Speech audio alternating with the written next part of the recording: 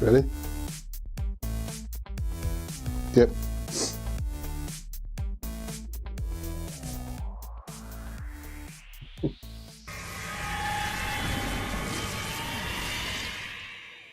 Welcome to this edition of the Wonderbury podcast. I'm Brian, I'm Dave. and you can find us online at wonderbury.com. I am D Wonderly on Twitter. Or I'm Brian Keysbury, anywhere the internet can be found. You can leave us a comment on our website. Check for the link in the description. Yes, please do. 2 weeks, Brian. 2 weeks. Been 2 weeks since we've For done what? this. Yeah. Yeah, we missed a week. We were both sick. Like, no way we could have recorded ourselves for more than 5 minutes sick. Yeah. Happened for the first time we've hung out together in a year? Yeah, I'm kind of surprised. You know, we've got what, the month of December? And we're done with the first year, and we've missed 2 weeks all year. Yep. I say that was pretty much a success for the first year of doing this stuff. Right? Yeah. Yeah. It's pretty good. Kind of nice. So how was your last 2 weeks? Not so good. Mom ended up having her surgery and was in the ICU for a while. She's back in the nursing home now. Still got to run tests. Sure they got like around all that stuff. Find out if they're doing chemo or radiation or that stuff again. Pretty massive surgery this time. So, Yeah. But Thanksgiving went well. That's good. We had Friendsgiving over at the house, and then we went to my brother-in-law's house for family Thanksgiving. Nice.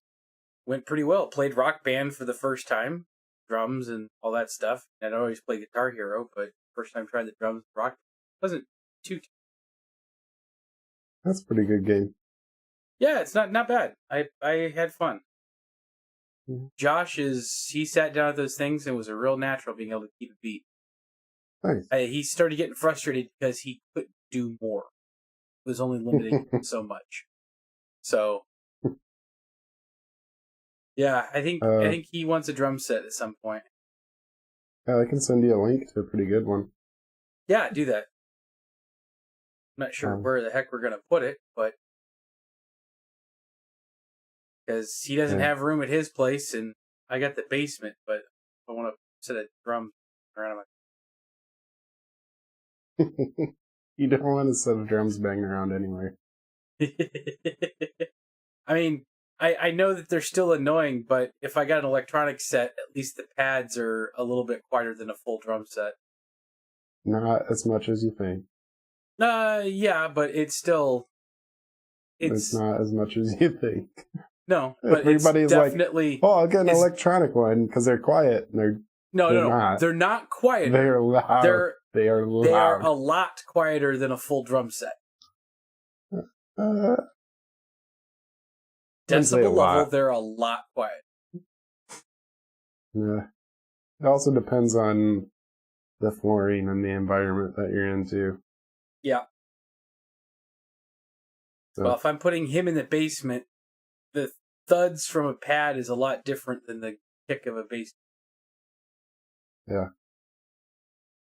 A lot different coming up. Now, if it's upstairs and it's on flooring, yeah, you're going to be able to hear everything because it makes a lot of noise that way. If you're above it, it's going to be a lot different sound. Yeah. So yeah. So over the last 2 weeks, I turned to 35, and then congratulations. Drank a lot, and then went to see A Perfect Circle, and I drank a lot. I was also very sick through the whole week, anyways. Bought some more smart gadgets. Nice. Didn't necessarily need. Christy got our Christmas tree all set up. So I bought I bought a Wemo plug to put all the lights on. Oh, cool. Yeah, she was so mad. Because I set it up. I named the plug Stupid Tree. So I talked to my TV. And I say, turn the stupid tree off. And the Christmas tree turns off, and she's like, God damn it, Brian, what? It's like, yeah, that's what you get. I found a fascinatingly interesting bug with Philips Hue system. And, well, not so much the Hue, it's the Hue and the Google Home integration. Yeah. And that is, and I think it might just be me not figuring out how to do it correctly, but I could not isolate my light bulbs the way I wanted them to. And I also found out that Google Home sucks at grouping groups of lights within the same room name. Absolutely sucks. Because, okay, so I have 2 light bulbs in my overhead light, which is where the fan is, right? Yeah. I cannot name those the same thing in Google Home, which means if I only want to turn those off and not the lamp that's also in the living room, I'd have to turn those off individually by light bulb. I cannot group light bulbs that are in the same lamp together as Those are Hue? Those are Hue. Those are anything. You cannot group 2 light bulbs into one lamp. Huh. It's all individual bulbs. Should have just put a smart switch on that. Well, no, because I'm not spending whatever the amount of money it is to swap out 2 light switches for dimmer switches and all that stuff. I guess it would have to be a dimmer switch, but I need a dual light switch. That's what's in there now. Anyway, what I ended up doing was just renaming my lamp to Entryway and have it in a different room, even though it's in the same room. And it's just annoying that you cannot add. I wonder if routines will change that. Though, if you'll be able to set a custom shortcut for just that would turn both of those off. Possibly, but because I can do it on my phone just fine, but that has nothing to do with the voice side. And it's the voice side through Google Home that anyone can use is what I'm trying to complete it. And Google Home will not group multiple light bulbs into one trigger. Which is horribly annoying.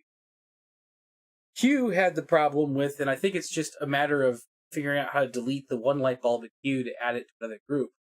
It kept looping it together, and even though it was in different rooms in Hue and different rooms in Google, it was all applying to the same room. So I had a LifeX bulb laying around that I ended up applying into my lamp. But it's some of the weird hurdles that I'm trying to leap over with this thing. It's kind of mostly that I can't put 2 light bulbs into one. That really. Yeah, I haven't run into that yet. So, it is what it is, I guess. But see, I got it working right now. It's just annoying. Nice. I had planned to do switches where I had multiple bulbs because I figured that would end up being cheaper. Yeah, I've got 50-year-old wiring, and most smart switches don't work in my system. Oh, that sucks. Yep, I don't have the proper wiring to use smart switches. I use smart plugs because they plug in. Half of my plugs are grounded and half of them aren't. Yeah, it's been an interesting way. But I'll get there. Yep. We'll get there. Did you get any big Black Friday deals? No, because I spent all my Black Friday money on a Oculus Rift dev kit. That's right. That Merry was literally Christmas. 100% of my Black Friday money. Yeah, it became 100% of my Black Friday Monday. So, no, but I but, did get it working. I got it plugged in and working. I would like to try it next time we're in the same area together again. I'd like to try it on your laptop again. So I ran into an interesting bug with it. It was doing the same thing for me that it was doing for you, and the other half of it is that the Oculus Home isn't compatible with the development kit too. Well, it says that it isn't, but it sort of works. But it would not turn on and work for me until I had a secondary controller turned on and connected. The walkthrough of making sure everything's connected never successfully went through. I had to cancel it out and just run it normal. Okay, I did try it with a controller hooked up. Okay, so it still didn't work then? No. All right, well then, yeah.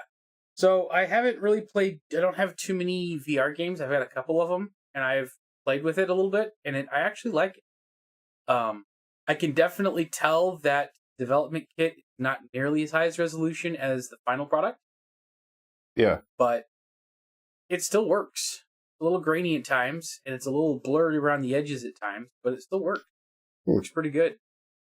Have you played any Minecraft yet? Nope, haven't tried Minecraft yet. Oh man, so it looks like it would be amazing with as immersive as the game is already. Yeah, doing it in a virtual reality setting would be crazy. Yeah, I'm gonna give it a shot next. I played Abduction, which is the same studio that put out like Mist and Riven. They had built. It's not a sequel in that line, but it's what they call the spiritual successor. And I kind of ran through some of that, and holy cow, that was gorgeous. It was a different system. It's a different way of controlling it than in the regular game. Because in the regular game, it was kind of smooth. It was like almost like a first-person style where you could move forward, backward, all over the place fluidly. In the VR, it's going back to the old Myst. You click forward, and then you can look around. Then you click to the next one, and you look around. Huh. So it doesn't have the same smooth transition that you would see playing it on like your normal flat screen, but it does immerse you a lot deeper. Nice. So there's some give and take, and I'm not sure how Minecraft is going to end up working with that. But I'll have to give it a shot. That's what I was wondering, if how looking around was going to affect, like if you were actually looking around and then you still had to like turn your controls, like how you're still going to have to use the controls to go forward, backward, left, right, up, down, because the development kit doesn't have the hand paddles. So it's only a headset. So you're still going to have controls for everything else. You have to use a controller. But I don't know about the walking forward and backward, and if looking how it affects that. I don't know. It's going to be interesting to get into and check. I can definitely see the advantages of buying either a Vive or the full Rift when it's, buy either one of the full ones than the development kit. I like the development kit. I would not recommend it for anyone but a developer. Period. Yeah. Because it's not intended and meant for what I'm doing. That's why I only offered it to you. Yeah. And you would be the only. Yeah. And don't get me wrong, I absolutely love it. I just can't tell anyone else to go out and go on eBay and spend $250, whatever it is, to go buy one, because it's worth spending the extra couple $100 for the full retail. Yeah. Definitely worth it. But no, it works nicely. Just it sets up nicely. Well, no, it doesn't set up nicely. It sets up very clunkily. It says it's not compatible with anything, but it will work. The first time I tried plugging it in and getting it to work, it would not work with any of the pass-throughs for, like the HDMI to DVI. It didn't work with that. That came with it.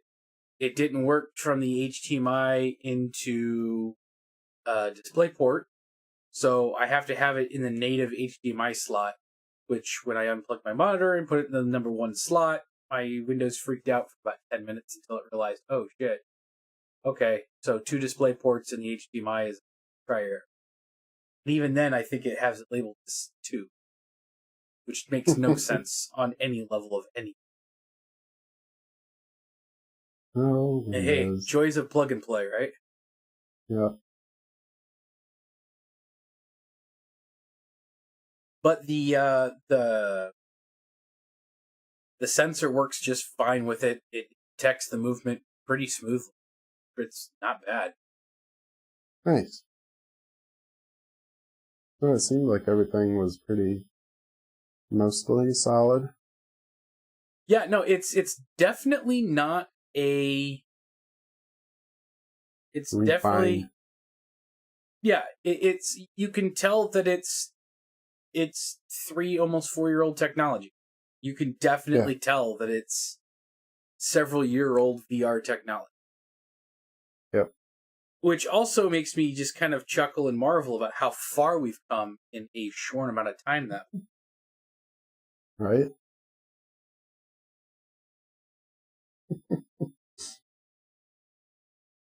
The amount we've come since like a Google Cardboard too. Like the difference between what that and what Daydream can do. Yep. Going from Cardboard to Daydream, and then going from Daydream to Oculus Development Kit. It's just it's a huge jump every single time. And it's kind of crazy to see that and to kind of experience the differences that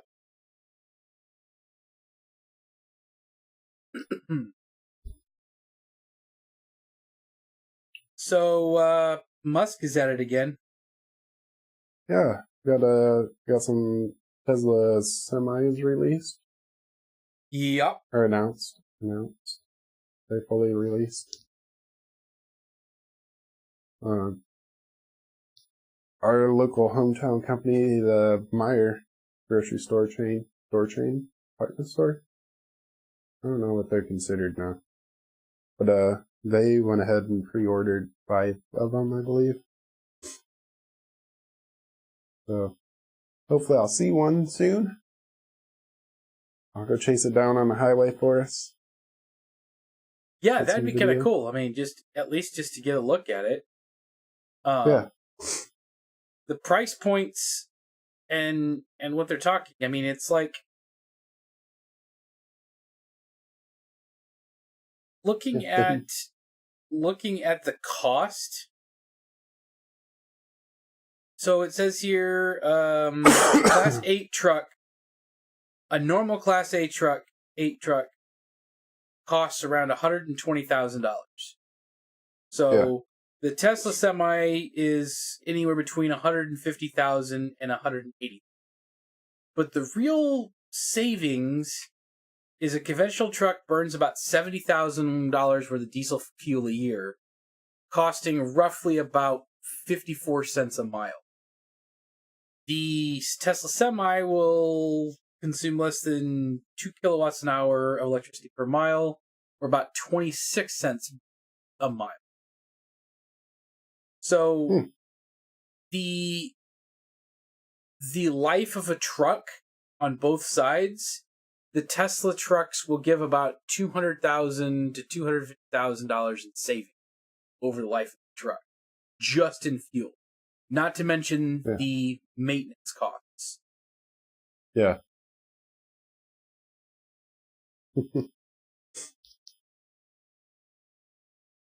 So yeah, I mean, go ahead. I wonder how long it's going to take for that to start affecting other things then too. Yeah. Well, one of the things I was amazed at was that the range on the full electric ones was like 500 to 800 miles. Yeah. Right. And I got to thinking, I'm like, how, like, that's not super far. How do they handle the drivers that drive like 18 hours across the country or whatever, Well, yes, but now there's regulations that limits how far truckers are allowed to drive. So they can do about 800 miles in a 24-hour period, about 11 hours. So What? That's dumb. let's say, so the mega chargers that take about 30 minutes to refill 400 miles worth of driving. Yeah. So it is longer than your old-fashioned fill-up, but 30 minutes is not bad if you drive it down, you pull into one of the mega chargers, you hook it up, you go over, you grab a bite to eat, or even you just go to the bathroom, stretch your legs. I mean, by the time you're done with that, 30 minutes is not that much time. Yeah. And yeah, when time is money and all that, but if you can get 400 miles off that, and in your day of driving, you only have a 30-minute break before you have to take a break anyway. It's not, there's some trade-off there, especially for half the cost. So what you would lose out, instead of spending 15 minutes filling up, you spend 30 minutes filling up. You're still saving yourself half the cost of the fuel. So, there's that. So we'll see. We'll have to see how it actually. I mean, no offense to Tesla and Musk, but we've heard large amounts of it will do this, it will do that, and reality sets in. It doesn't do some of this stuff on the Gen 1s. So we'll have to see where it really is, and the mega charging stations aren't exactly everywhere yet. So that's all kind of proposed, planned. We might have it working, we might not. I was amazed to find a charging station in Marshall, Michigan. Oh, we have them all over the place in Fort Wayne now. Are they? They're everywhere. Oh, yeah. Well, I think I've seen maybe 10 different Teslas here. Nice. Just in a limited time that I'm out and about. I think I've seen one. It may be multiple. I'm not sure. I can't ever see the driver, and I never think to look at the plate. I'm always amazed at, oh look, there's a Tesla. But I think I keep seeing the same one. So I don't. Sweetwater. But I would imagine there's going to be more. Sweetwater has a bank of free chargers. Huh. Because I guess the CEO of Sweetwater, he owns one or two Teslas. Or he doesn't have an electric helicopter yet. Whatever. And then, a couple days before Thanksgiving, this headline crossed my pages. Elon Musk wins his bet. He's finished building the world's largest battery in less than 100 days. Yeah, I saw that. It's done. Yep. I was just wondering about that like a week ago. It's like somebody said something about people doing a lot of stuff in Puerto Rico.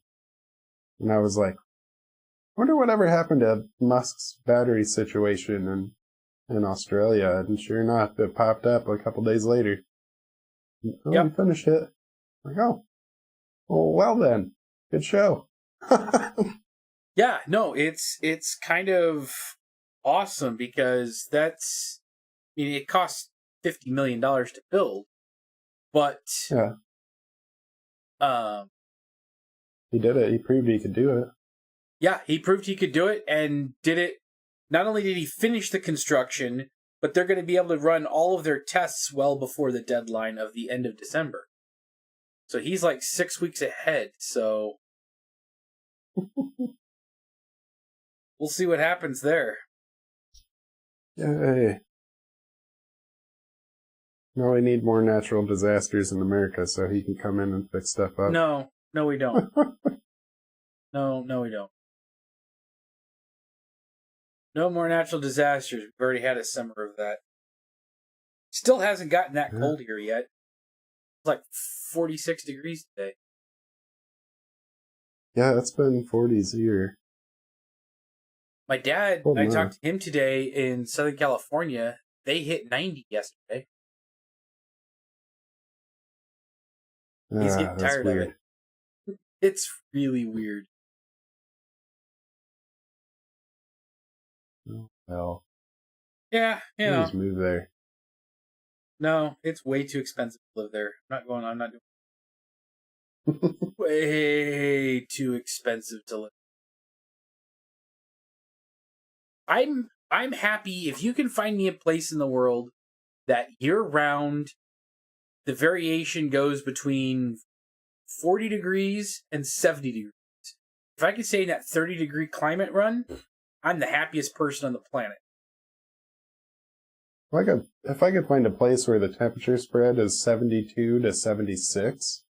Well, yeah, there's that. Albuquerque. Then I'm happy. Yeah?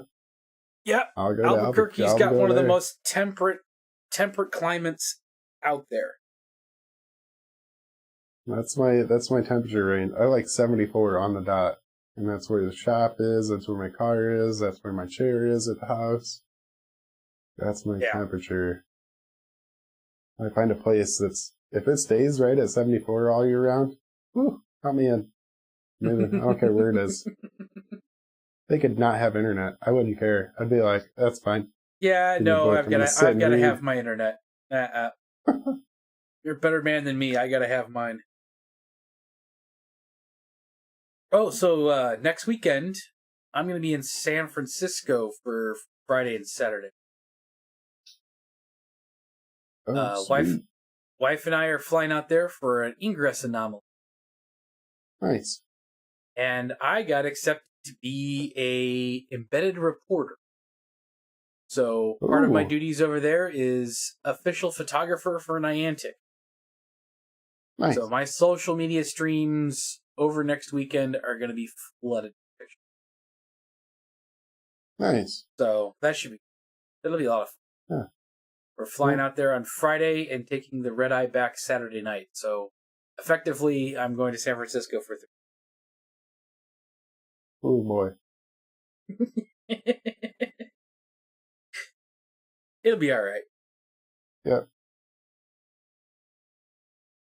I have just a bunch of retail sales stuff to do for the next couple weeks. Oh yeah. That's my life.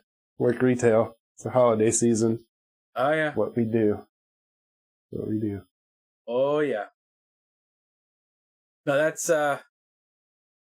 sucks. Do you guys have any like Black Friday sales or anything there? Yep. All sorts of things. Then free shipping all day Monday. Oh, cool. Yeah. Try to get some of those internet orders, huh? Yep. We already do pretty good on the internet. Pretty nice. Sweet. Yeah, no, it's I didn't really do much of anything for shopping this year so far, so kind of sat back and relaxed for once. I haven't done a whole lot. Bought a Google Home Mini. Thought about picking one of those Google Express. Actually used Google Express. That was pretty easy. Picked up a couple movies. Picked up a couple new lights. Nice. Yee Light, Yee Light by Xiaomi. Xiaomi? I don't know how to say that company's name. They recently announced they're integrated with Google Assistant now. They have some regular light bulbs and some LED strips, and they even have a desk lamp. I picked up the LED strip for in our bedroom, and picked up a regular plain white dimmable bulb for a porch. Nice. Huh. They work great, but the color differences between those and the light fix in the living room are ridiculous. I haven't quite figured out. LifeX is kind of one of those. They are. Everyone is competing to try to match with what they're kind of doing on the individual non-hub. Yeah. Yeah, because I think they definitely did better. Like the Philips Hue system just seems silly to me. Seeing what it can do and seeing what I can already do without it, and with the LightFix bulbs, and with any bulb really. Like, yeah. I think LightFix did it right. I think they did it right. Yeah, they definitely did. They did that.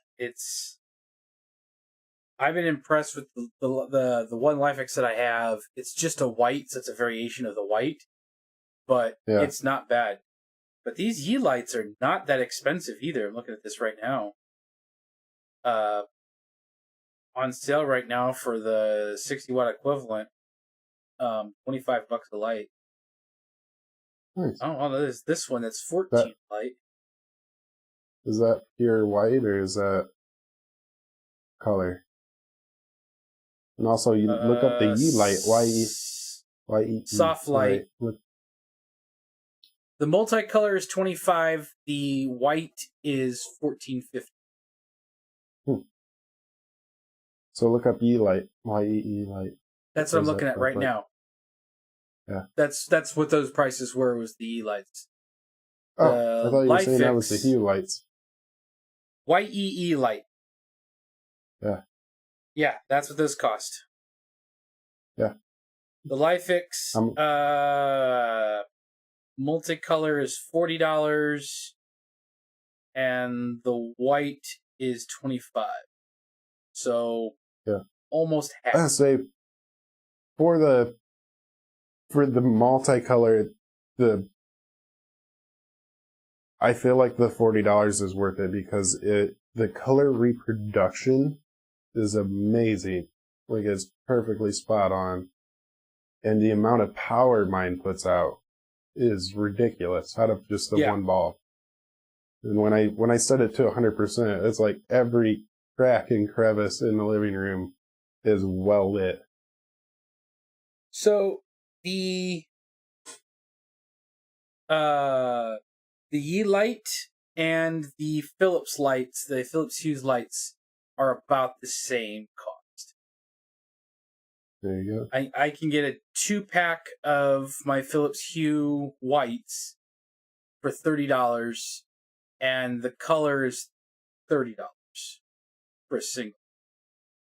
Yep. So it's roughly the same cost there, and that's kind of nice. The thing I like about the Hue is that I can get like the candle ones, you know, the small ones. Yeah, the candelabra. Yeah, base. for like my chandelier in my dining room and stuff like that, and they're pretty good priced. Nice. I think LifeX has one of those available. Or somebody else did. I don't remember who. Yeah. Hue also sells the GU10 base for like track spots in like your which is kind of nice.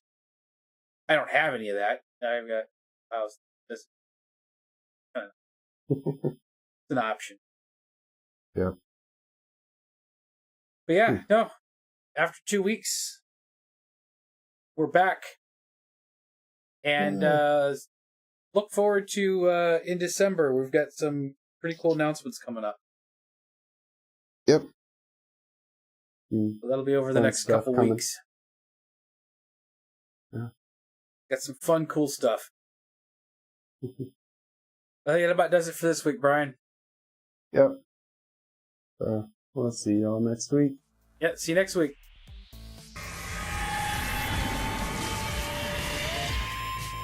And out.